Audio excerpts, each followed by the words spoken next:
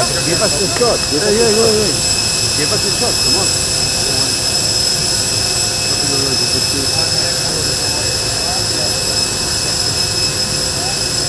It's okay. It's okay. Madam Sergeant.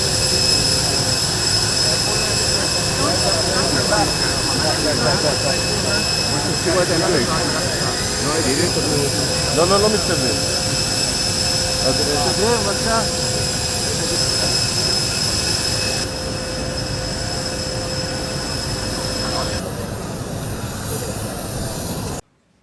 Mr. President, you're meeting with our united war cabinet, united and resolved to lead Israel to victory. This will be a different kind of war because Hamas is a different kind of enemy. While Israel seeks to minimize civilian casualties, Hamas seeks to maximize civilian casualties. Hamas wants to kill as many Israelis as possible and has no regard whatsoever to Palestinian lives. Every day, they perpetrate a double war crime, targeting our civilians while hiding behind their civilians, embedding themselves in the civilian population and using them as human shields. We've seen the cost of this terrible double war crime against humanity that Hamas is perpetrating in the last 11 days. As Israel legitimately targets terrorists, civilians are unfortunately harmed. Hamas is responsible and should be held accountable for all civilian casualties. We saw the cost of this terrible war crime yesterday when a rocket fired by a Palestinian terrorist misfired and landed on a Palestinian hospital.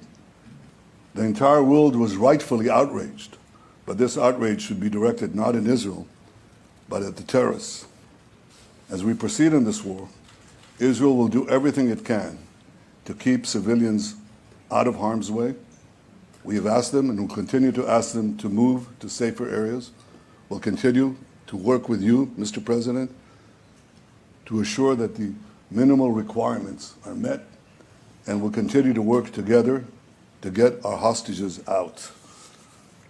Mr. President, the road to victory will be long and hard, but united in purpose and with a deep sense of justice and the unbreakable spirit of our soldiers and our people, Israel will prevail.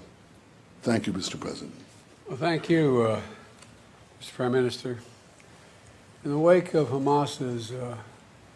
Israel will prevail. Thank you, Mr. President. Well, thank you, Mr. Prime Minister.